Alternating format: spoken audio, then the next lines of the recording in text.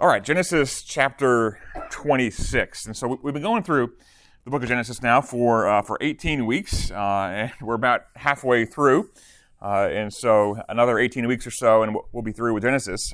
But Genesis 26, and for the past, maybe 8 or 9 weeks, we've been looking at this section of the book that really started back in Genesis 12, where we had that all-important covenant that God made with his servant Abraham.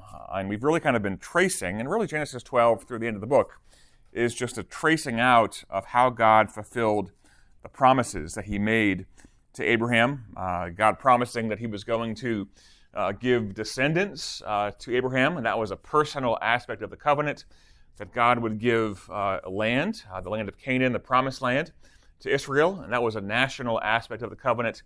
Then most importantly, how God would bless the entire world through Abraham, that he would actually provide a Savior. That was Genesis 12:3, and that is the universal aspect of the covenant. And so as we're going through these chapters in the book, we're seeing how God has been faithful, is being faithful to fulfill these promises. And even we can even look all the way forward until to today, and that we, in part, are inheriting the promises of the Abrahamic covenant. Of course, we would say that we've been saved, right? And we've been blessed through what God has done through his people and through his Son. We can say certainly that we are the descendants of Abraham, right? That he is Father Abraham to us, and we are part of God's family, and so we are, in a sense, the answer to that part of the covenant. And we're looking forward to a new heavens and a new earth, right? It's not just the land of Canaan that God's people get, but actually that was sort of an object lesson with the idea that we actually, that God actually has the whole world, and we will inherit the whole world. And we look forward to that new heavens, that new earth, not a brand new heavens and a brand new earth, but a renewed heavens, a renewed earth, a purified heavens and earth, this heavens and earth made new. And so God's covenant is still ongoing, right? And so we've been looking at the unfolding of that through these chapters, and we're going to see here today in Genesis 26, we're going to see that the covenant is transferred. It's transferred from Abraham to Isaac, because Abraham passed away in the previous chapter, and now Isaac becomes, if you will, sort of the steward of the covenant, and then it gets passed down to his son Jacob, and then to Judah and Joseph, and on it goes, and eventually we get it as well, right? And so we'll see that transformation or that transferal here in this chapter today. And so it's interesting if we go back to last week and last chapter. And so as I mentioned, last week we saw the death of Abraham after a second marriage and the birth of many more sons, and then Abraham finally passes away, and then we saw the birth of Jacob and Esau that were birthed to Isaac, and we talked about some of the details there, that the older will serve the younger, and God seems to have a thing really about the second born or the not firstborn. That there's this pattern in Scripture, right, where Abraham was not the firstborn, but yet he was the one God chose. Isaac was not the firstborn, but he was the one God chose. We see that Jacob is not the firstborn, but he's the one whom God chooses, and on it goes. And we saw that, and then we saw Esau selling his birthright at the end of the chapter, and we talked about that.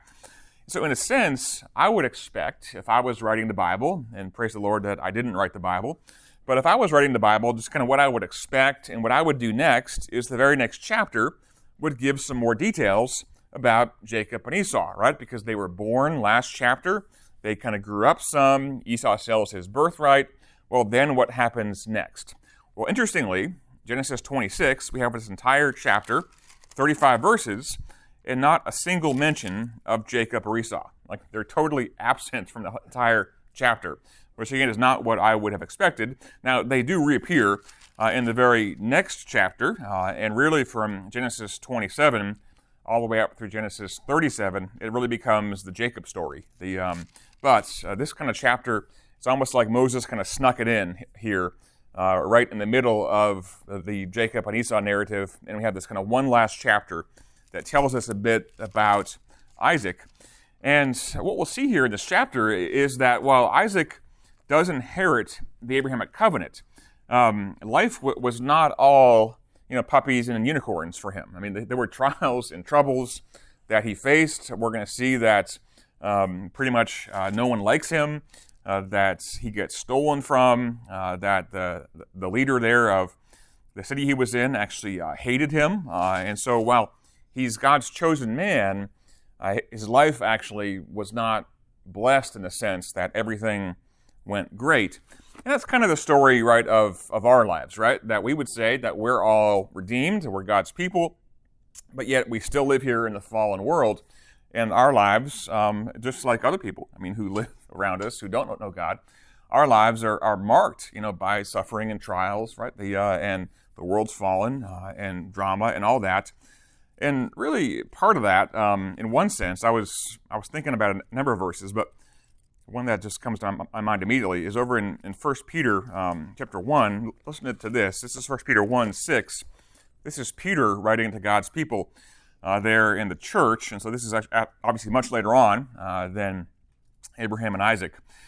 But 1 Peter 1:6, Peter says, "In this you greatly rejoice, though now for a little while, if need be, you have been grieved by various trials." And so he's writing to folks who were undergoing persecution. They had really been persecuted to sort of a physical level that is above and beyond that which most of us will ever face. But he's like, hey, you can greatly rejoice, though for a little while, if need be, you've been grieved by various trials. Why? That the genuineness of your faith, being much more precious than gold that perishes, though it's tested by fire, may be found to praise, honor, and glory at the revelation of Jesus Christ, whom, having not seen you, you love. Though now you don't see him, yet believing, you rejoice with joy inexpressible and are full of glory, receiving the end of your faith, that is the salvation of your souls. And so what Peter tells the persecuted church is, hey, you're being persecuted, but what this persecution is doing for you is it's actually proving the genuineness of your faith, right? There's this refining process that's taking place. And so we're going to see here back in Genesis 26, we're going to see this suffering and persecution that Isaac is facing. But in a sense, this is how God actually was proving, not to himself, but to Isaac, was proving the genuineness of Isaac's faith, right? And again, I'm not trying to develop some kind of personal martyr complex. I'm not seeking drama and trials and trouble in my life. But I can look back on my life and I can say, it's been the times of trouble and trial. Those have been the times in my life actually when I have grown the most, right? Those have sort of worked to refine my faith. They've proven my faith to me. And they've been sort of invaluable in that sense, right? And so kind of looking back on my life, while I don't want to sort of repeat my worst days, right? I don't want to actually not have them either, because they've been instrumental in making me who I am. And I've noticed over the years, early on in my walk with Christ, I guess I've been a believer now for about 38 years. Actually next month, 38 years. And early on in my life, I would see people, in church or in Bible study or various contexts that just were mature and seemed to be full of joy and happy. And I think, oh, there's a person, who God has blessed, and they've had this great life that's been full of trials and troubles and whatever. But the more I get to know people, and I've seen this pattern over and over again, and I trust you've seen it as well, that the people who seem to have it together the most, the folks who are full of the most joy and are the most mature, when you talk with them, you realize that, man, they have been through the most, right? And there's almost like a inverse kind of ratio of the more trouble and trials you have as a believer, really the more like Christ you end up being, right? And again, it's easy sometimes to spot someone in church, maybe one of the pastors or one of the elders or whatever it is, and they seem mature and they seem like their life is just blessed and all that, and then you talk with them and you realize, oh, wait a minute. They've had a pretty tough row to hoe because of this or that or the other thing, right? But God has used that to actually make them like Christ.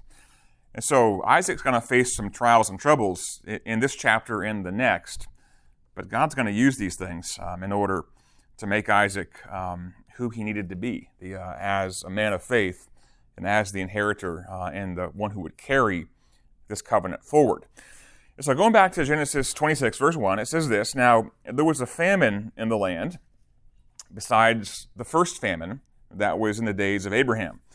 Now, probably very few of us have ever faced a famine, right? I mean, we certainly have faced times, of where it gets, abnormally dry, and there's maybe a drought, right? But probably your pantry is still full of food, right? And you think back to, times in your life, maybe where food wasn't quite as abundant. I think of a time, a couple of weeks in college when I was taking a class over the summer, and I literally had no money, and I lived on ramen noodles for a couple of weeks. Almost died, I think, of sodium intake.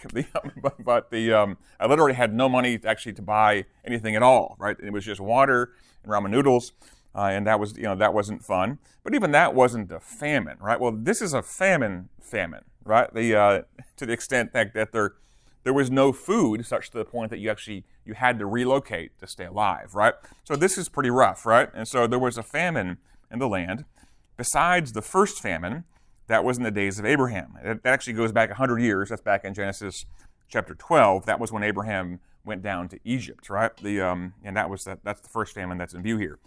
It says, "And Isaac went to Abimelech, king of the Philistines, in Gerar." Now, maybe in your brain, this is ringing a bell.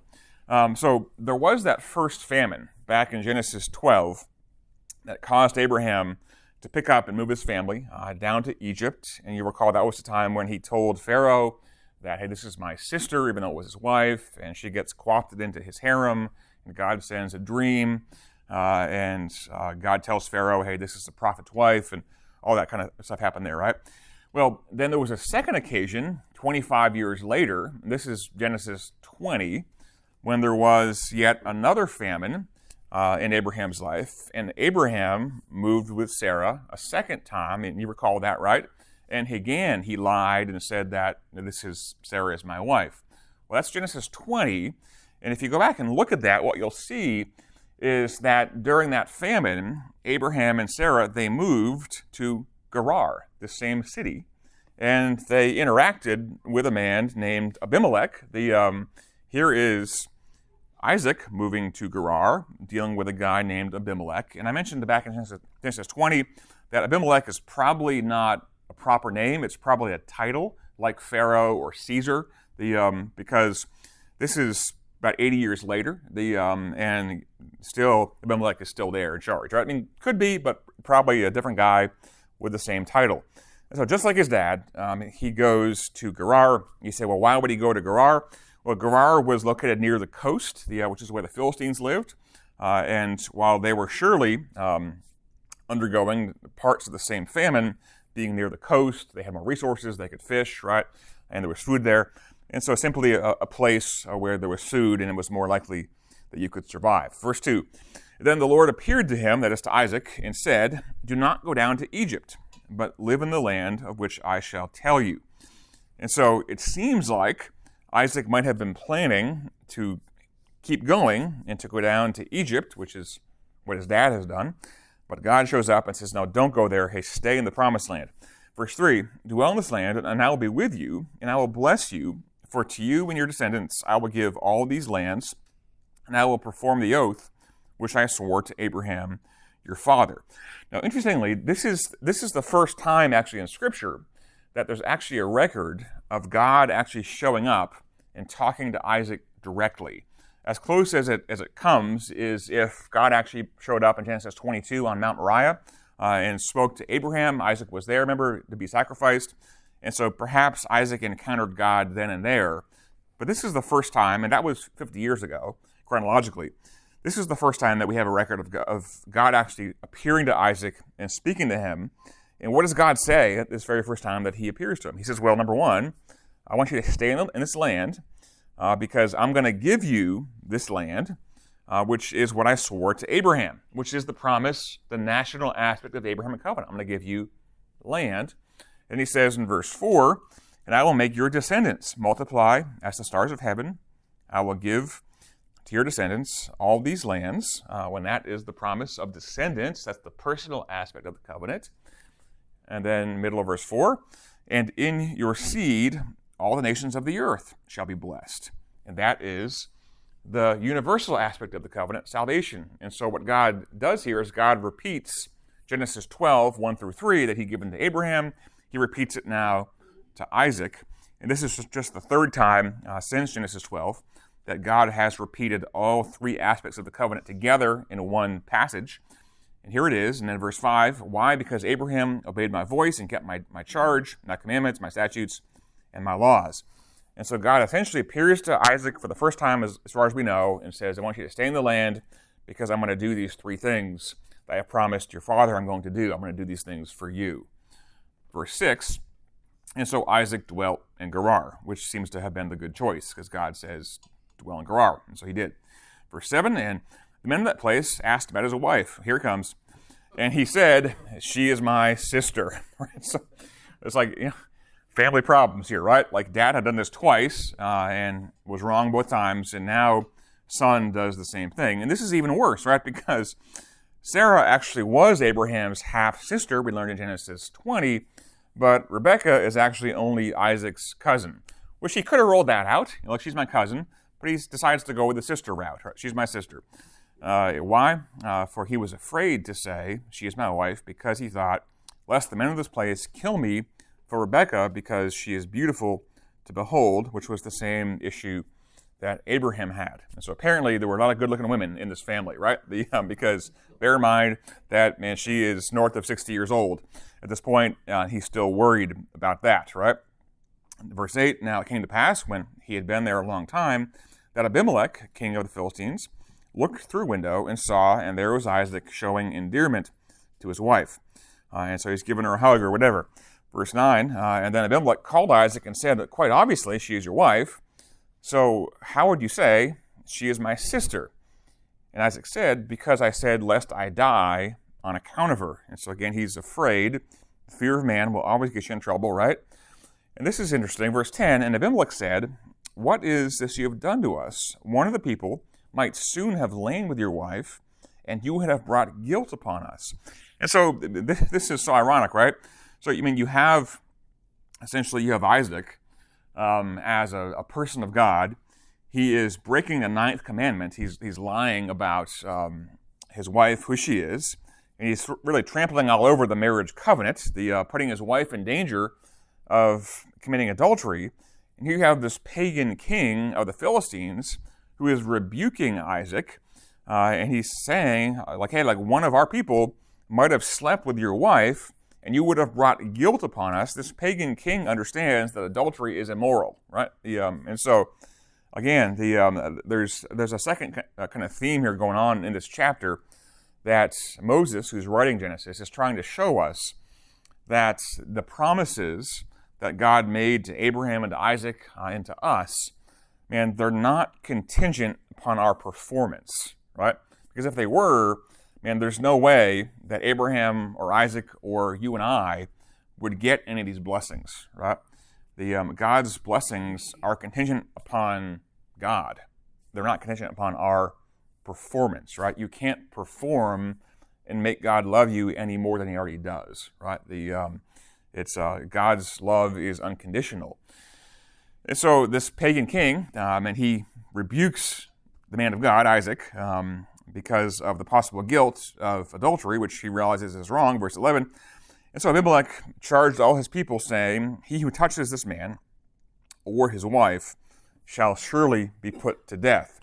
And so the pagan king actually makes a rule and says, hey, if anybody actually commits adultery or even touches Isaac, they're going to be put to death for that, which later on becomes the penalty for adultery.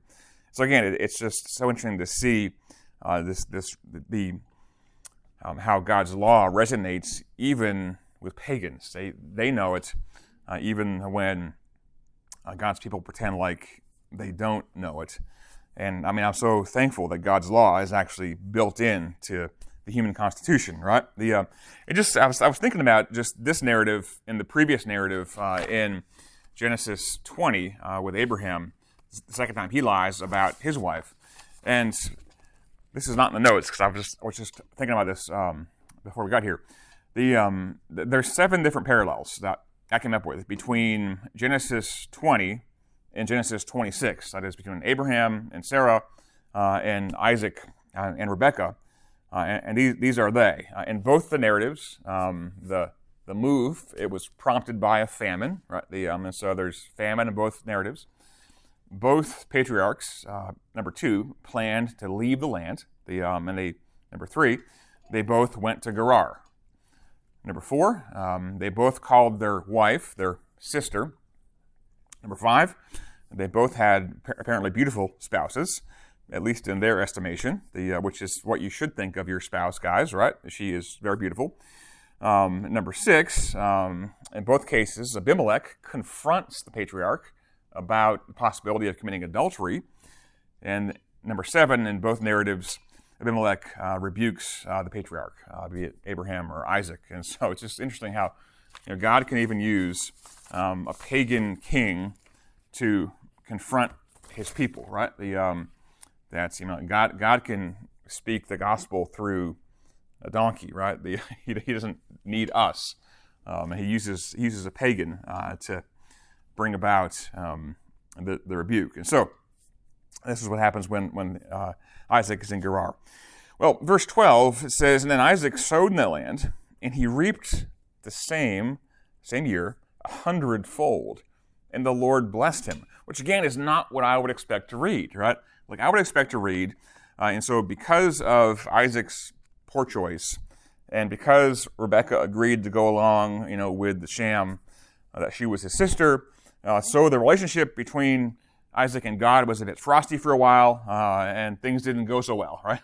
But that's not what we read, because again, Moses is trying to show us that, it's not contingent upon our performance, right? Now, let me kind of walk that back a little bit.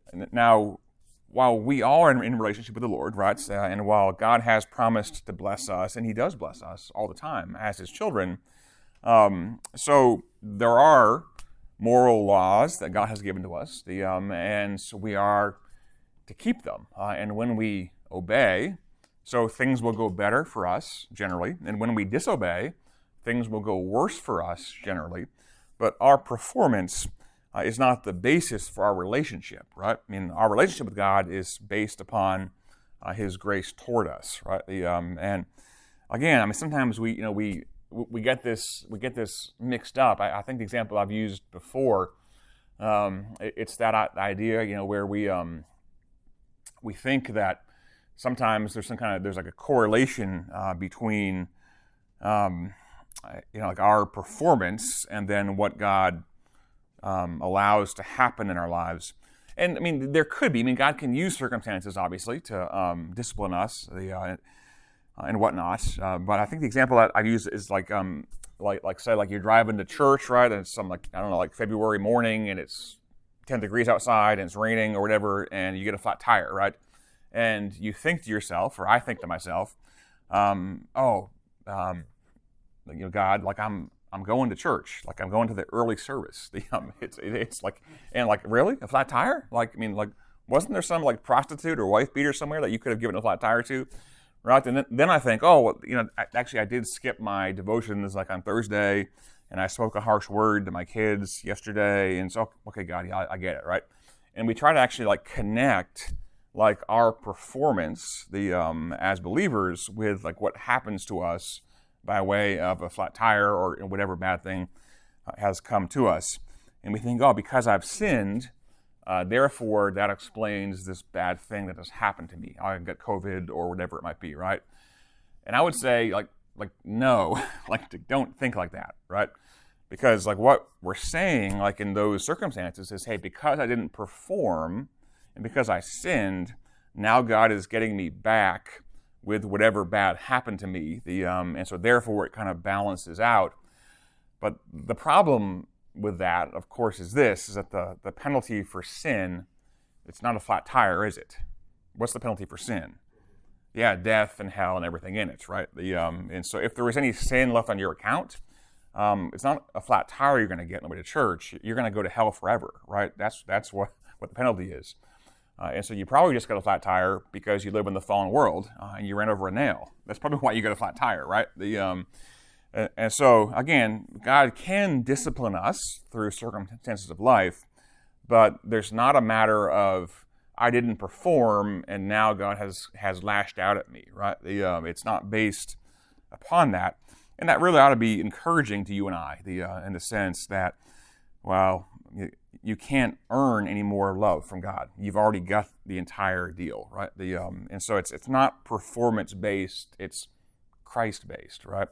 And all of your sin, past, present, and future, was put on Christ at the cross. You are completely forgiven.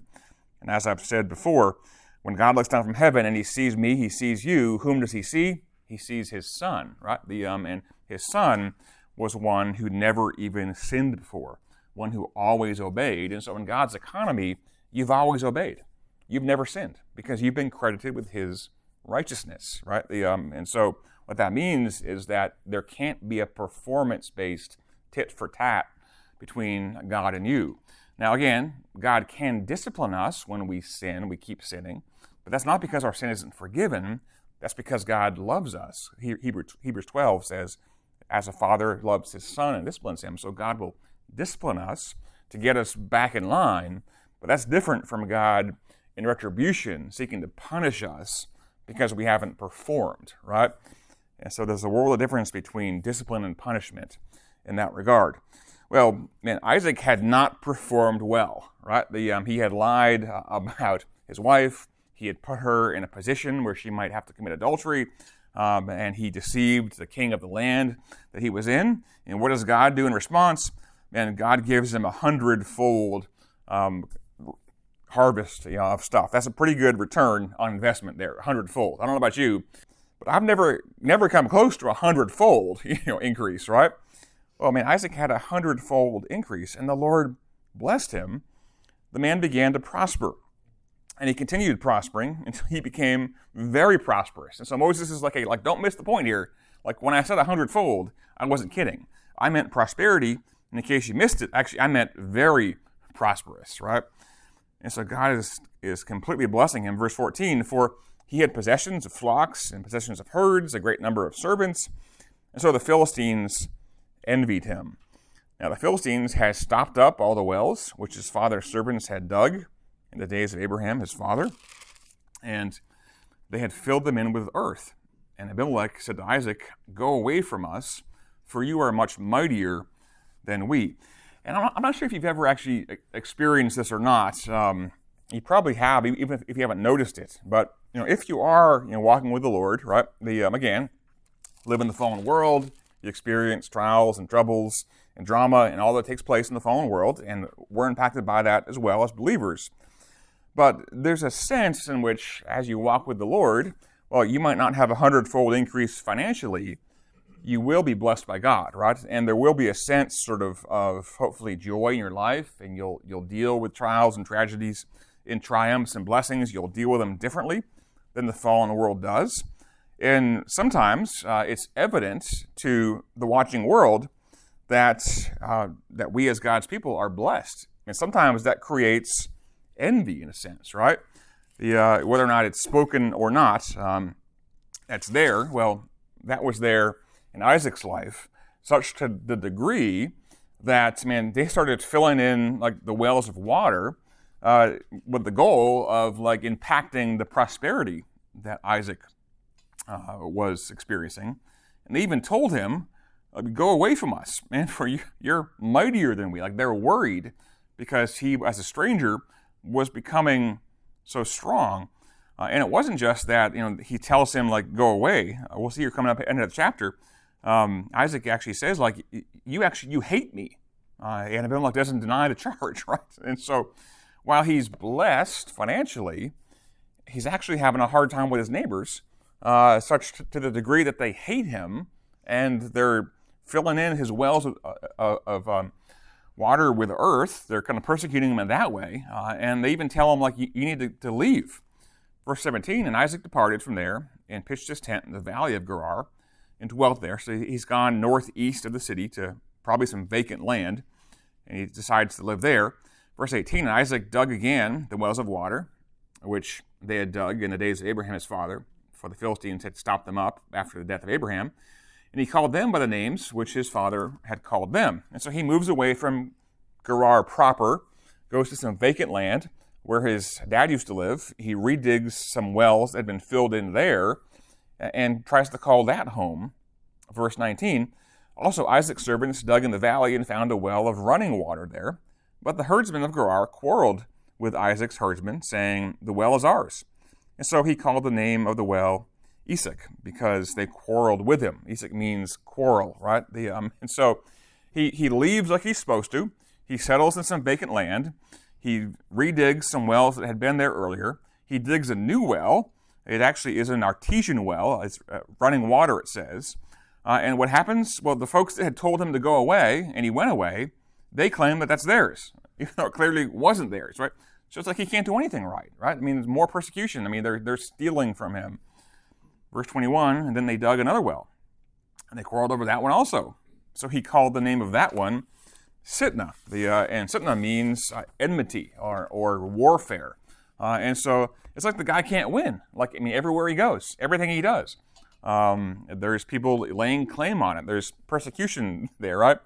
And maybe you've had sort of days like that, or weeks like that, or months like that, even, right? Like where, like you're trying your best, like you're trying to get along with your pagan boss and your lost neighbors and people in your family who aren't believers, and you're trying to go along to get along, right? So, and you're trying to follow God, and you're trying to do right, but it seems like whatever you do, yet there's still persecution. Like there's still those snide comments. There's still that trouble with your neighbor. I mean, who is doing this or that or the other thing, right? And it just seems like you really you can't win, right? Well, that's this kind of persecution that comes, right? That we were talking about back in verses 12 through 15, when God blesses his people in a certain way, and we kind of become the objects of envy and attack by the watching world. Over in another verse that comes to mind, I'm thinking about 1 Peter a lot today for some reason. But over in 1 Peter 2, there is this passage that has always sort of stuck in my mind. 1 Peter 2, verse 11, Peter gives this advice to us, his people, the church, about living in the fallen world. And I love this advice. This is 1 Peter 2:11. Peter says, "Beloved, I beg you, as sojourners and pilgrims," which is what we are in the world, right? This world's not our home. "I beg you to abstain from fleshly lusts which war against the soul." So he's saying, I beg of you, like, don't sin. Verse 12, "having your conduct honorable among the Gentiles." So the Gentiles are the pagans, right? I mean, like Abimelech and the Philistines. So Peter says, hey, church, man, I beg you to not sin and have good conduct among the Gentiles. Why? That when they speak against you as evildoers, which they will, they'll persecute you, they may, by your good works which they observe, glorify God in the day of visitation. So what Peter here has just exhorted the church to do, again, that was 1 Peter 2, 11 and 12, is he's like, church, I beg you to not sin. I want you to be holy in front of the pagans, your lost family members and your lost boss, right? Be holy.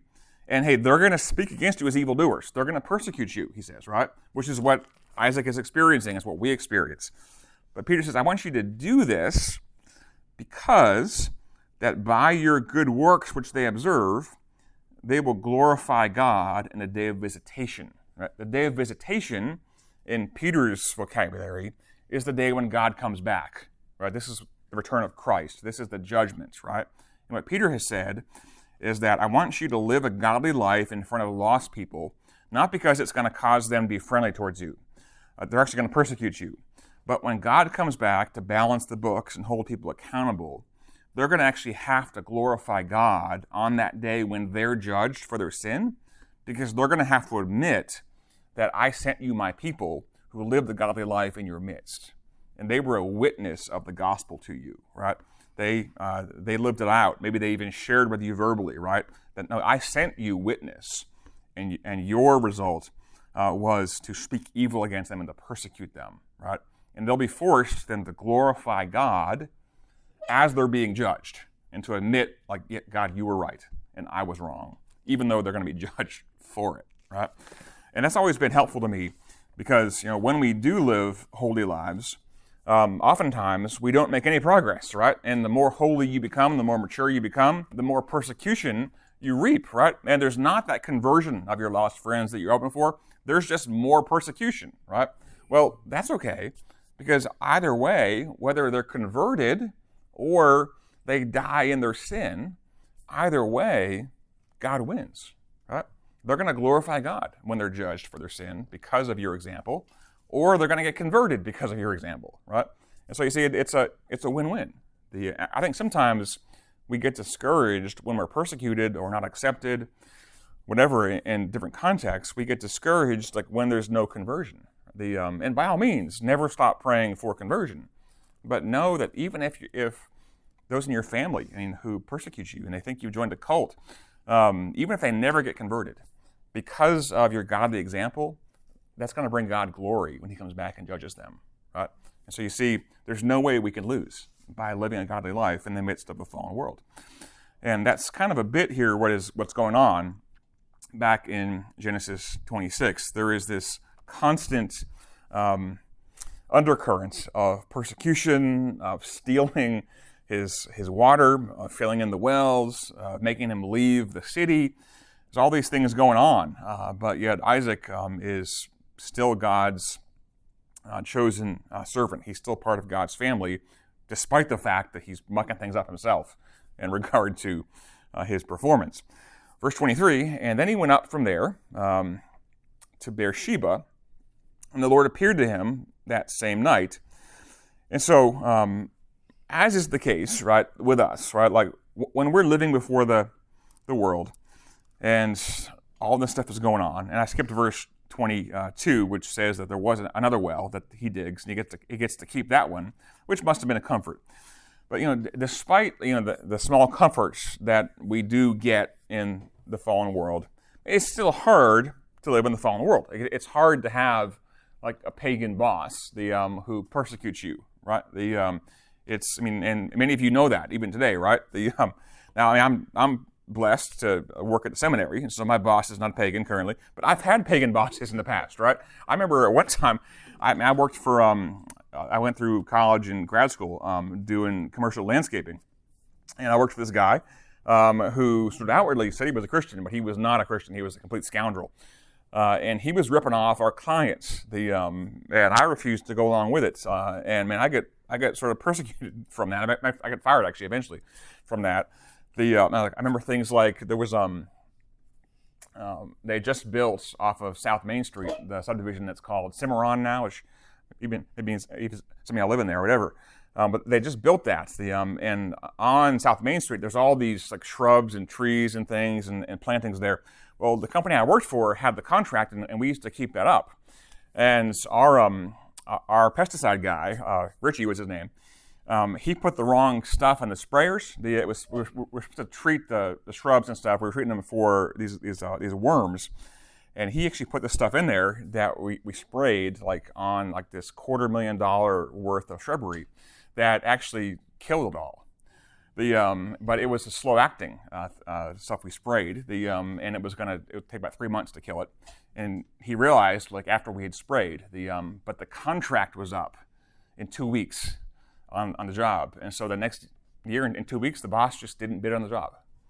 So some other company bid on the job, and their first month on the job, everything died, right? $250,000 worth of stuff, right?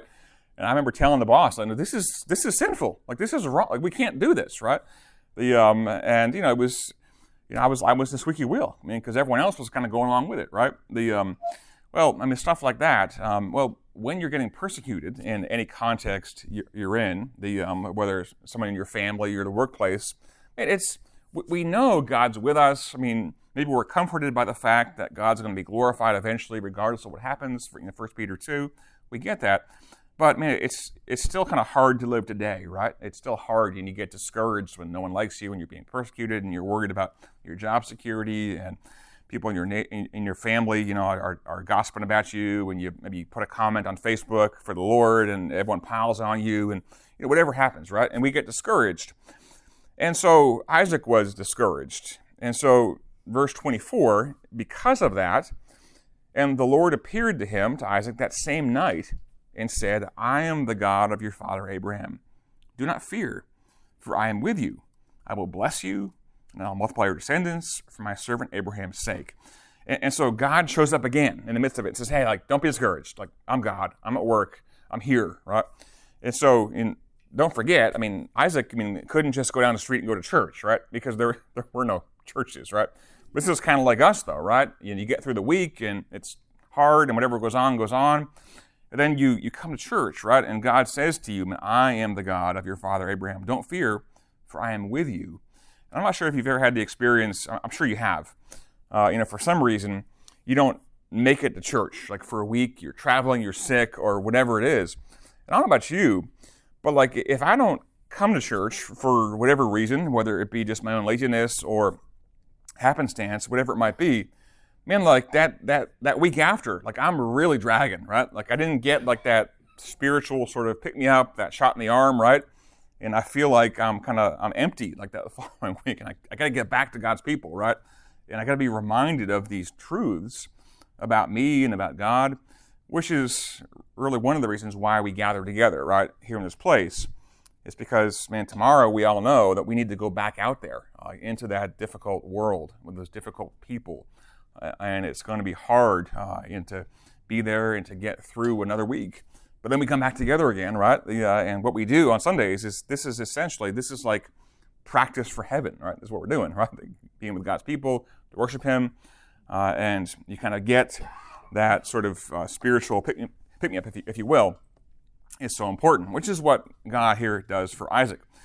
And so the response, verse 25, and so he, that is Isaac, he built an altar there and called on the name of the Lord, and he pitched his tent there, and there Isaac's servants dug yet another well.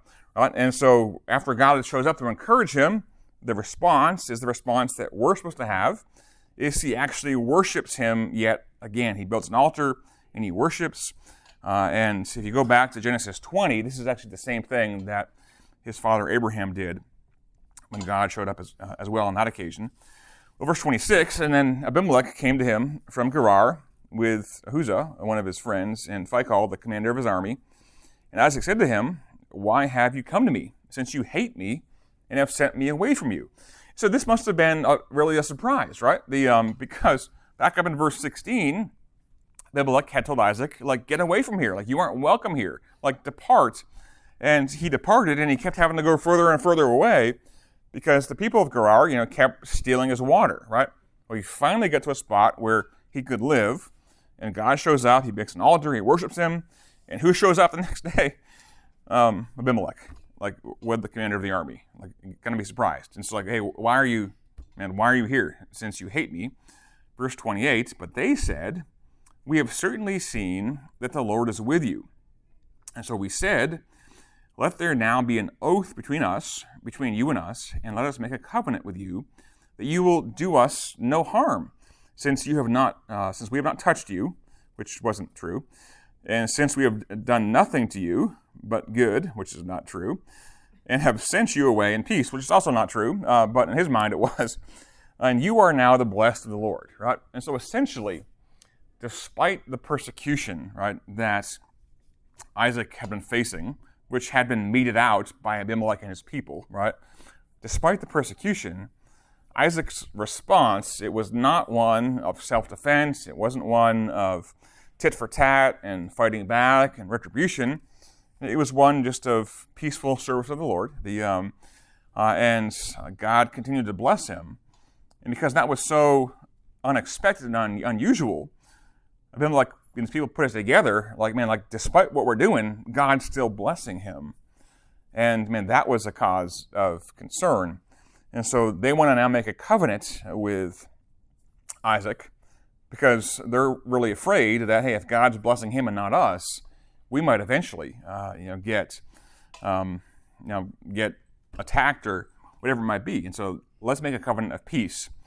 And I thought of I thought of Proverbs 16, verse 7, which says that when a man's ways please the Lord, God makes even his enemies to be at peace with him. Right? And this is what happens to them. And so again, it's not the idea that if you love Jesus, your life will just be nothing but roses, right? But there is a sense in which God blesses the righteous and he condemns the wicked. And when we do serve the Lord as we're supposed to serve him, when we act like that which we're considered to be, that oftentimes God does make our way smoother than it would otherwise be. Right? And even sometimes, even our enemies are at peace with us. And so here, the enemies of Isaac ask for a treaty of peace with him, despite the way that they had treated him. Verse 30, and so he, that is Isaac, made them a feast, and they ate and drank, and they arose early in the morning, and they swore an oath with one another, and Isaac sent them away, and they departed from him in peace. And it came to pass the same day that Isaac's servants came and told him about the well which they had dug, and said to him, we have found water. And so he called it Sheba, which means a place of an oath or place of a covenant. Therefore, the name of that place today is Beersheba, right? And so, yet even more blessing upon the man whom God was blessing with yet the finding of yet another well. And you kind of get the point that water was incredibly valuable, right? And so the wells are going to enable more flourishing. And so God blesses them even in the midst of the blessing of peace with his enemies. And this last note, last two verses, it says, when Esau was 40 years old, he took his wives, Judith, the daughter of Beeri the Hittite, and Basemath, the daughter of Elon the Hittite, and they were a grief of mind to Isaac and Rebekah. And what those two verses do is those kind of tee up the next chapter, or actually the next few chapters, which is going to be the Isaac, Jacob, Esau narrative of the blessing that is given out by Isaac to Jacob when he was pretending to be Esau, right? And those two verses about Esau at the end of chapter 26 are given kind of to show us like the unworthiness of character of Esau to receive the blessing that he wouldn't actually receive because Jacob took it, coming up in the next chapter. So time's gone, and we'll end there. I'll close this in prayer, and we'll be dismissed. Father, we're thankful for your word. We're thankful for your presence in our lives, Lord, even when we don't perform well. Nevertheless, you are there. But Lord, I trust that you would give us heart's desire to serve you, to keep your word, that the watching world might see something of the gospel. Lord, that many who don't know you may come to know you, that they might ask us the reason for the hope in us, and hear and receive the gospel. Lord, and yet, even if not, Lord, that you would be glorified on the day that you return. And we just trust, Lord, that you would make us more like your Son to these ends. We pray in his name. Amen. All right. Have a good week.